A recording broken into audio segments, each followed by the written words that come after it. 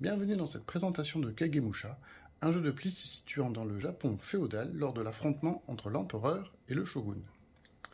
Ce jeu propose deux types de cartes. Les cartes cachées, comme dans tout jeu de pli, sont des cartes que rien ne différencie des autres. Elles sont composées d'hommes d'armes notés en fonction de leur puissance. Ensuite, il y a les cartes marquées. Ces cartes disposent d'un bord noir indiquant leurs particularités. Si elles sont marquées, c'est qu'il s'agit de cartes remarquables de par leur puissance. Ainsi, le shogun et ses daimyo, les seigneurs, sont marqués. Ce sont les atouts.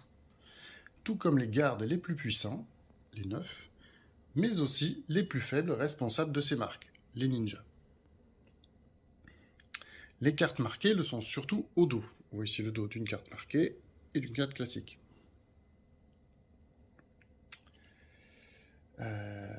Ce qui signifie que les adversaires savent quel joueur dispose de cartes remarquables. Il faut donc être rusé et ne pas hésiter à bluffer, les cartes marquées pouvant être jouées face cachée. Enfin, une dernière particularité, le Kagemusha, c'est-à-dire l'ombre du guerrier. Il s'agit tout simplement d'un daimyo qui n'a pas été remarqué, un atout qui, lui, ne sera pas visible par l'adversaire. La seule particularité de cette carte, c'est que, comme c'est une carte cachée, elle ne peut pas être jouée face cachée comme les autres cartes marquées ici présentes.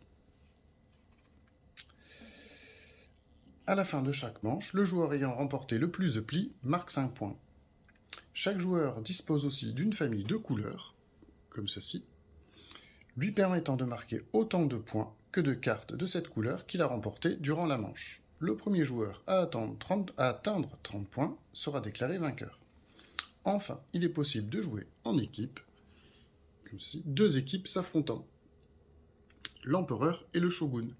Mais attention, si les joueurs en équipe jouent en équipe, il n'y aura pour autant qu'un seul gagnant.